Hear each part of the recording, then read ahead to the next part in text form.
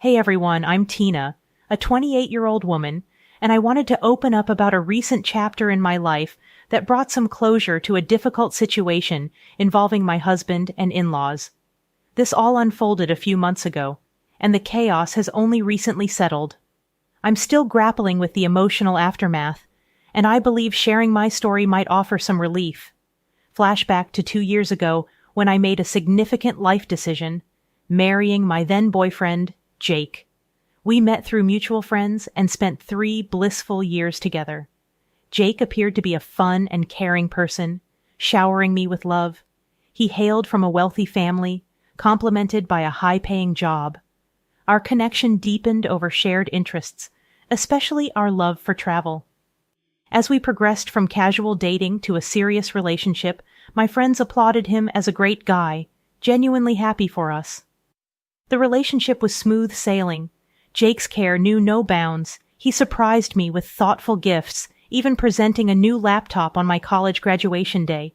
Despite his generosity, I hesitated about him covering most expenses. Jake, I'm just a college student. I can't afford to reciprocate in the same way. Let's at least split other expenses, I'd insist. Jake, however, dismissed my concerns, emphasizing his desire to spoil his girlfriend. He argued that many of his friends did the same for their partners. Gradually, I accepted his gestures, but I made efforts to reciprocate within my means. Upon securing a well-paying job after college, I was thrilled to finally return the favor. We transitioned to splitting expenses evenly and contemplated moving in together. You can move in with me, Jake suggested. I inherited my house from my grandpa, so you won't have to worry about rent, but let's split other expenses. It wouldn't be fair otherwise. Despite my reservations, Jake reassured me that he wanted to take care of me. However, we agreed to divide other costs more equitably, considering the difference in our incomes. Everything appeared to be going well until I finally had the opportunity to meet Jake's family, who resided in a different state quite far from us. Jake, caught up with work commitments, couldn't join them, so I was left to welcome his parents and sister on my own. Prior to this meeting, Jake warned me about their occasional judgmental nature, offering a vague heads-up without elaborating. He simply advised me to play along and ignore any potentially hurtful comments. Despite my reservations, I approached the situation with optimism. However, any shred of positivity quickly evaporated upon their arrival. When Jake's parents and sister landed, they appeared visibly annoyed, a stark contrast to the warm reception I anticipated. As we gathered for conversation, it became evident that they held a negative opinion of me. So, you're the woman Jake has been seeing?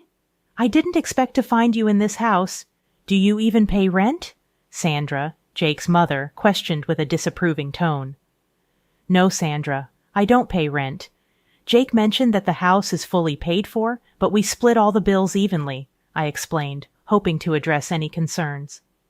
Sandra dismissed my explanation, asserting, just because the house is paid for doesn't mean you can mooch off him. This is his house, not yours. Remember that for the rest of your life. The conversation took an uncomfortable turn, especially with Jake's sister Cassie, who seemed more interested in glaring at me than engaging in dialogue. When I attempted to include her by asking about her life, she responded with irritation, mentioning her marriage to a wealthy billionaire back home. Despite my efforts to bridge the gap, she waved me off, and Jake offered no support, seemingly aligning himself with his family's sentiments. Throughout their stay, Dave and Sandra continued to criticize me.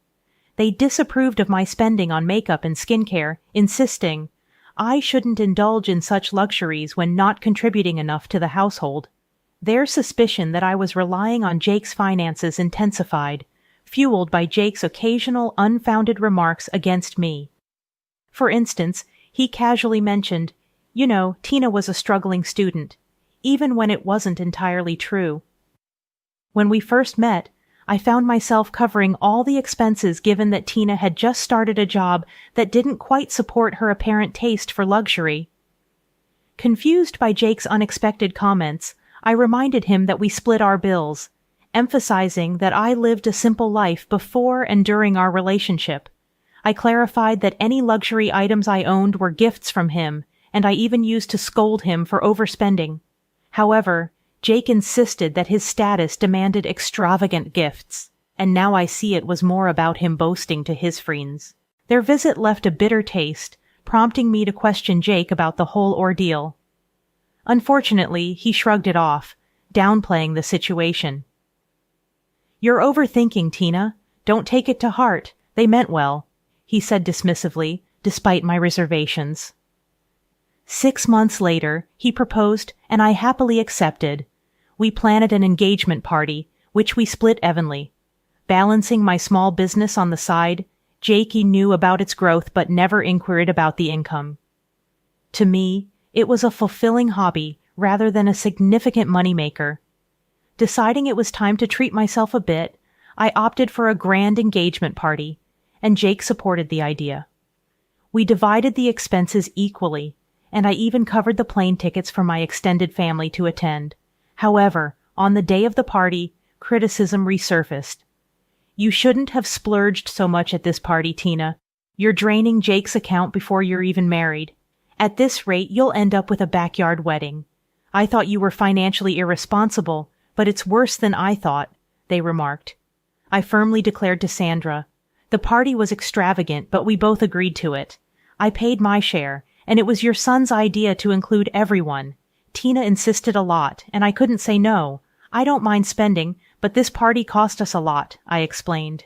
Sandra retorted, accusing me of manipulating Jake into spending money, claiming he just couldn't say no to me. Cassie joined in, asserting that she knew the kind of person I was, and that I should have fought better. Frustrated, I excused myself and sought a moment of rest bit on the venue's lawn, only to find Cassie and her husband Jim laughing at my expense. It felt like my engagement party was unraveling, with Jake oblivious to his family's judgments. Most of his extended family assumed I was jobless, painting me as a dependent fiancé. My mom, perceptive and protective, noticed my distress and approached. Aware of how hard managing finances could be as a single parent, she urged me to reconsider the engagement, pointing out the ongoing mean comments from Jake's family. After the party, I confronted Jake about the situation. He dismissed it as a joke, expressing his love and stating he didn't care about financial matters. However, I reiterated my desire to contribute, especially towards rent, but he brushed off the suggestion. Wedding planning brought more stress, with Jake's parents criticizing my choices and accusing me of bankrupting their son. I defended myself, stating that we were all contributing to the wedding, including my mom.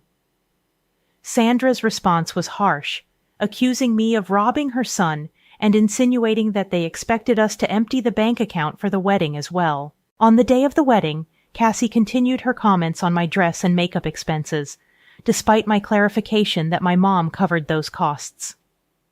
The ceremony proceeded smoothly, but during the reception, Sandra and Dave couldn't resist bringing up my spending habits and accusing me of bleeding their son dry. Despite their negativity, I chose to keep quiet to prevent them from spoiling my special day. After a few months, Jake received a significant promotion at work and wanted to celebrate with a big family dinner. I was thrilled for him and decided to make the dinner extra special by offering to cover all the expenses. "I want this dinner to be extra special, Jake. I'm extremely proud of you, and I want to give you a treat." "I've decided to pay for the dinner party completely," I enthusiastically told him. Jake was delighted by my gesture, and I explained that my business was doing well and I had a salary from my job. I recently gained access to a trust fund from my paternal grandfather. I planned the entire event, ensuring everything was perfect for the celebration. However, when his family arrived, they were visibly displeased with the preparations. Despite positive feedback from others, it soon became evident that his family had issues with the celebration. During the speeches, Sandra stood up and loudly declared, "I thank everyone for gathering here to celebrate my son. He's incredibly hardworking and generous. He deserves this promotion completely. However, his luck just ended there." It's sad that out of all people, he was shackled down by a gold digger. I wish he had the foresight to see what his wife is. Then he wouldn't have to work so hard to fund her luxury life. Feeling the weight of the accusations and insults, I took a deep breath and responded, I feel sorry for my poor boy. I'm glad he had Tina sign the prenup before the wedding. At least some of his assets would be saved. Sandra continued complaining about her wife's spending habits, expressing relief that she earned enough to keep a trophy wife. Jake joined in, agreeing that he couldn't spend money on himself because there was none left. He remarked that marrying Tina was a mistake, contrasting her with Jim's hypothetical reaction to a gold digger. In shock and frustration, I couldn't hold back any longer. Do you guys think I am a gold digger? I asked incredulously, to which Jake added, Your lifestyle is quite damaging to my bank account. Feeling hurt and misunderstood, I decided to address the accusations head-on. Since I am such a gold digger to you, let me just show you my bank balance. I guess that will clear things up for you, I declared, revealing my financial standing to everyone. The response was disbelief and accusations. Did you steal my son's money? Sandra accused, while Jake questioned, She must have stolen from you. Frustrated, I clarified, I don't need to steal money from your son. This is all my blood and sweat. Also, I recently got access to my trust fund left to me by my grandfather. I was going to get a bigger house with it and surprise Jake, but I guess that won't be happening anymore. Despite my attempt to set the record straight, Jake suggested, We can still buy the house. It'll be a lovely gift. However, I stood firm, expressing my refusal to accept a gift after enduring insults from his family. This is not happening. Your family has been insulting me for too long, and you never once stood up for me. Instead, you made up these lies about how I'm using your money, I asserted, feeling the need to address the long-standing issue. Jake attempted to downplay the situation, claiming I was overreacting. However, I stood my ground, stating, No, I am not overreacting. All the people here know what your family has been calling me. They were here when you let them insult me during our engagement party. Feeling the weight of years of disrespect and humiliation, I finally decided I could no longer tolerate the toxic environment. I sternly told Jake I want a divorce. He attempted to plead and explain, but my mom intervened, advising him to keep quiet. You never defended my girl all these years. It's time she ends this toxic relationship for good, she asserted. We left the party, leaving the shocked attendees whispering amongst themselves. Despite exposing Jake to his extended family, friends, and colleagues, I didn't care anymore. I was done with him. Mom and I went straight to the house, collected my belongings, and Jake kept blowing up my phone in an attempt to talk. I muted it and went to stay with my mother. The next day, I contacted my cousin, a lawyer, to draw up divorce papers with a prenuptial agreement in place. The split would be straightforward, and I wouldn't have to give him any money despite having more than him now. Jake and his family showed up at my mom's place, demanding to talk. Mom firmly told them to leave, and Jake kept trying to contact me, sending a range of messages from sobbing apologies to threatening harm. I stored all the recordings, preparing for a potential restraining order. Despite the emotional turmoil, I found strength in my mother's support. Jake even tried to show up at my office, but security was informed beforehand, promptly removing him. It was then I decided to quit my job.